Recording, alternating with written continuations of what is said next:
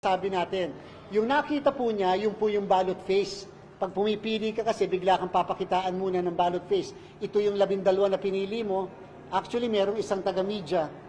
Dapat kasi bawal pero sige na lang, hindi na natin para papayla. Merong isa kasi nagpadala ng botante sa kanya, pinakita yung ballot face.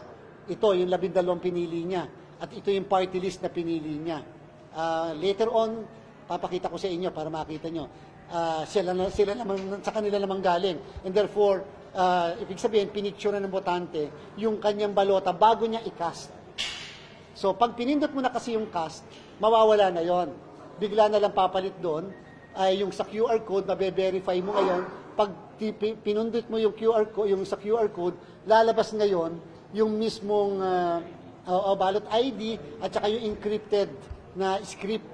So makikita po natin yon. Doon kasi sa script, minsan may nakalagay na pangalan ng isang kandidato, minsan ganyan, pero hindi po nangangulugan na yun ang binoto nila. Talaga pong ganun lang yon, kasi yun po yung purpose ng encryption. Di po ba? So hindi po yun nangangulugan na yun po yung binoto nila. Pero nandun sa encrypted script, yung lahat po ng binoto nila. Later po, kapag ka na-translate na yon into human readable, makikita nila na yun pala talaga eksakto mga binoto. So yan po ay paraan to protect, security po yun, to protect yung mismo mga boto po natin. Sir, may mga OFW na parang hesitant po sila. May naroon kasi delikado daw yung online voting. Ano po yung assurance sa mga? Meron po kasi na may iba nagkakalat sa abroad.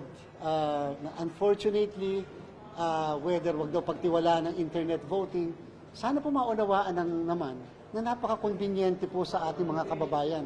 Lalo na po yung pagkalalayo ang kanilang tinitirahan o pinagtatrabahuhan sa mga embahada o konsulada. Tapos isisihin natin po bakit hindi nakakaboto yung mga kababayan natin. Kasi kaya nga po hindi sila nakakaboto kasi ang layo po ng biyahe, nagpapahinga na lang sila o kaya po mamamasyal na lang sila. Yung pong mga marino natin, paano po sila makakaboto nga naglalayag sila? Ibig sabihin, maaari po merong iba, may duda, pero sa kabuuan naman po, maayos po para sa kanila. In fact, wala pong embahada o konsulada. Staff natin, ambassador, konsul, ang umaayaw sa internet voting. Lahat po sila gustong yakapin ng internet voting. Doon nga lang sa 16 na post, hindi pwede. Kaya nga yung mismo nasa 16 na post na yan, lungkot na lungkot sila bakit hindi sila makapag-internet voting. Kaya lang, ayaw pumayag ng mga bansang yon na paggamit ang internet services nila, katulad nga ng China at saka Russia. Wala naman tayong magagawa, lalo pa kung may threat sa national security natin. Kaya hindi po natin ginamit yung internet services na yun. So, sana po mapagbigyan naman ng ilan. Ito pong ating internet voting. Sapagkat kaawa-awa po yung kalagayan. Sabi po natin, wala dapat maiiwan dito sa botohan. Di ba sinabi po natin, wala dapat madidisenfranchise ng mga kababayan natin. Ito po ang pagkakataon natin na makaboto. Gamit lang ang internet, siguradong makakaboto po tayo. So bakit naman hindi natin ibigay yung pagkakataon yun? So nire-respeto po natin yung opinion ng iba.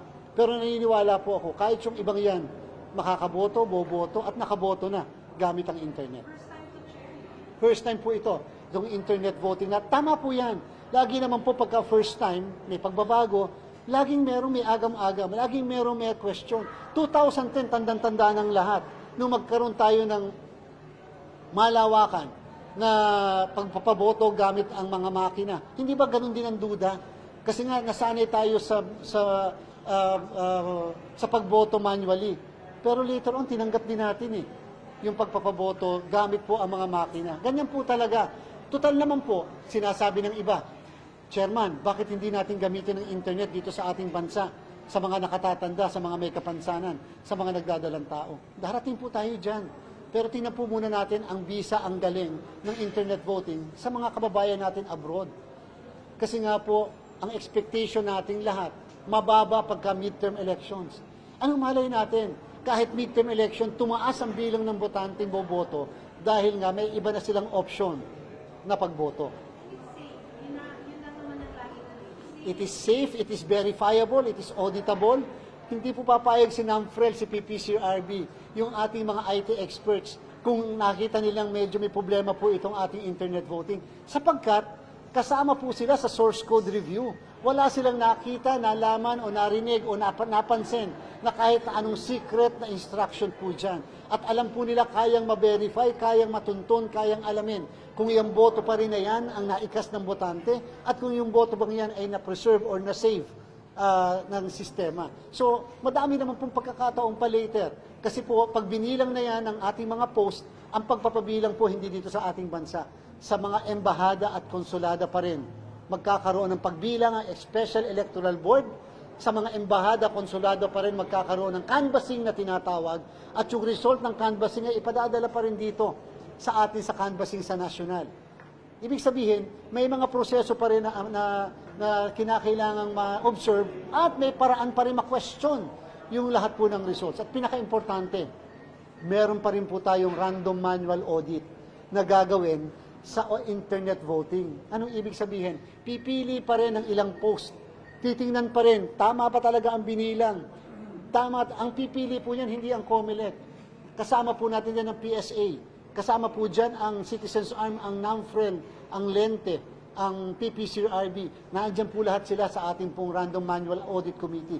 Sila mismo magsasabi kung tama yung binilang, yung na-save ng mga boto ng mga kababayan natin.